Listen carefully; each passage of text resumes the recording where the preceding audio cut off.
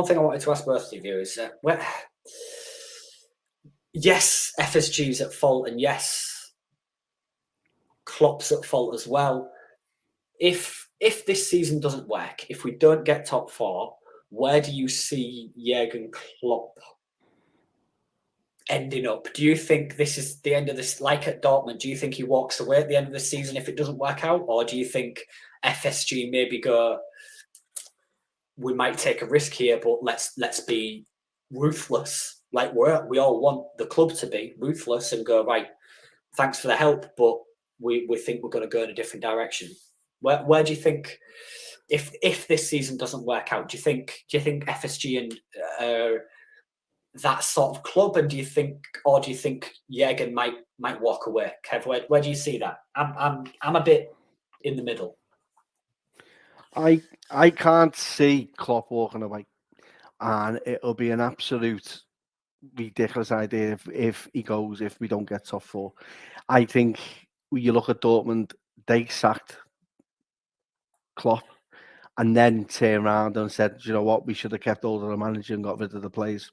So there has to be a review at the end of the season, and hard questions need to be asked of everyone, and we take it from there. I can't see how much I'd love FSG to just turn around and go, right, well, that's us, see you later. We're going to put the team, we're going to put the whole thing up for sale. I can't see it. It'll just continue. But there has to be, I hope there will be an action review at the end of it, and hard questions are asked and serious questions are asked as well. And we move forward from it. How that looks or even translates into, I couldn't say, but if anyone's asking for things that Klopp should go after not getting top four, then they need their heads wobbled quite a lot, because I don't see where you go after Klopp, because next minute everyone will start having the Steven Gerrard shouts coming out.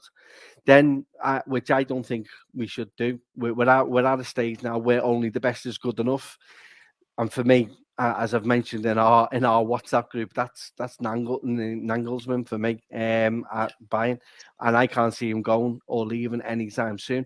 So at the end of the day, he's got a contract to 27. He will see the end of that contract. Hopefully, FSG don't see that, but that's just my personal my personal hope. I'm with you on that one. The one thing I did want to mention. You mentioned about Steven Gerrard. Just to put it out there, I know this may be a controversial opinion, and I've said this before. I want him nowhere near Liverpool Football Club as a manager ever. Period. Done. I don't care whether he's the best manager in the world. I want him nowhere near. And Tino has said this before, and I had to kind of ask him why. Okay.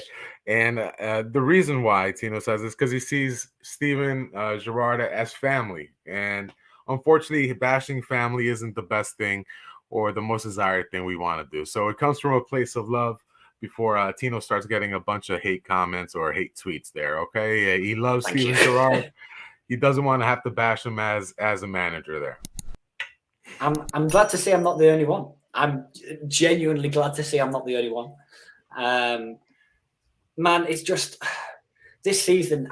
What kills me the most about this season is the consistency. We see it in the Champions League, where yes, the first game was trash, but against Napoli, we were absolutely goddamn awful. But in the Champions League overall, we've been actually quite good. We've got the results. We've grinded out games, and then you see the game against City. We grinded that game out, and we.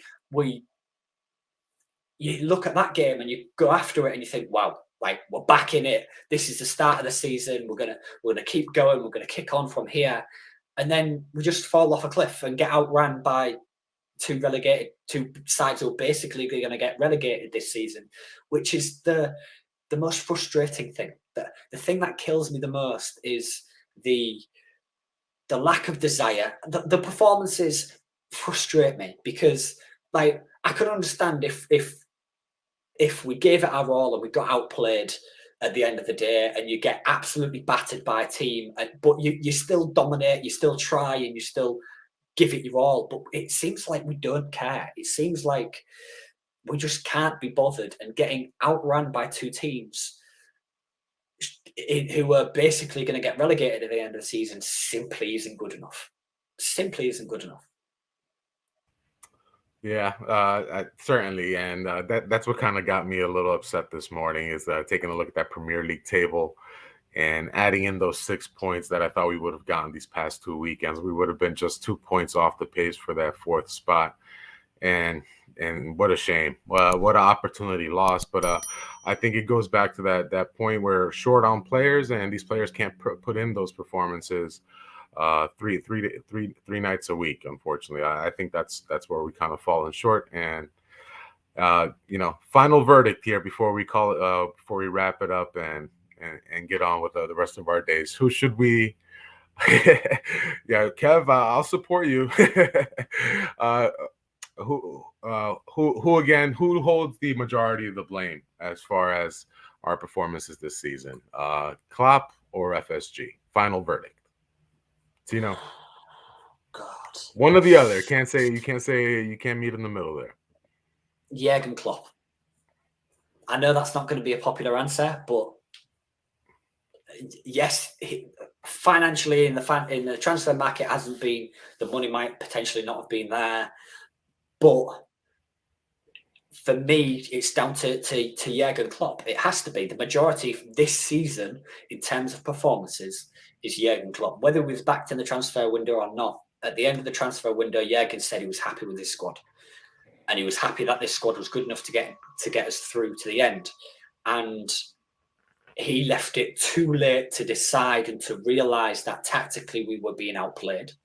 Before everybody else had already realised that. He left it way too late. He changed it too late, and I think it's down to him this season. Personally, don't get me wrong. Right, I wouldn't sack him, but it's down to him. Tino with the it's Klopp's fault. And what about you, Kev? Final verdict.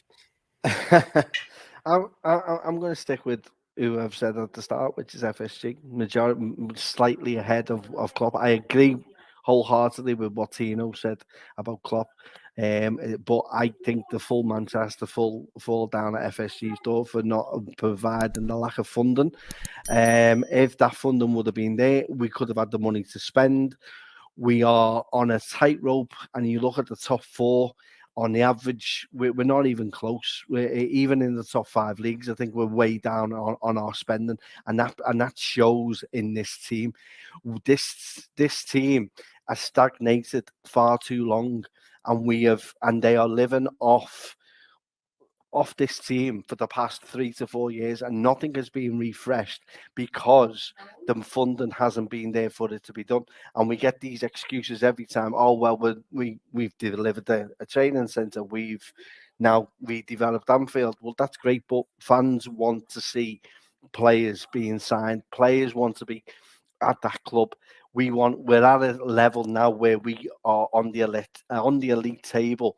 But but we're still trying to get transfers from Primark. It's ridiculous. We need to step that up, because it's right though. It is right. We're on we're always on a budget, and we're at an elite table. We're one of the elite clubs in the world, and yet we don't spend nowhere near enough. So FSG for me. FSG for Kev. All right, I'll serve as the tiebreaker, and for my commentary today, I'm definitely laying it at FSG's door. I think if they made the amount of money available to be able to take chances and be riskier in the transfer market, as Klopp has mentioned before, I think we would have covered ourselves sufficiently to have the players to back up our starters, or bring in the starters to make those the current starters a backup and a rotation player, so we can then just maintain a fit and fresh squad. So I'll hold it at FSG's door. I know they've done tremendous work on a lot of facets that you mentioned before, infrastructure-wise, training center, Anfield itself. But the amount of money that this club is generating on a global basis, the amount of merchandise that that they've sold in these past few years, and the percentages that they're getting from Nike, and the clout from having affiliations with LeBron James, et cetera, et cetera. If you want to be one of those big clubs, you definitely have to sometimes put some of your own money into it. And unfortunately, I think this is where we fell short. Instead of maximizing this tremendous squad that we have and building it out and making sure they're fresh and have younger guys waiting in the wings to take over, we've kind of dropped the ball there. And unfortunately, we're feeling the brunt of that now. It's likely gonna get a little darker before the dawn. And unfortunately, we just have to maintain the faith. I think Klopp is the one to guide us through what he's done these past 7 years on this budget to bring us to the global recognition and success that he's had. I don't think another manager does that. So for those of you thinking Klopp should be the one out, unfortunately, I think you're incorrect, but we all have our own opinion.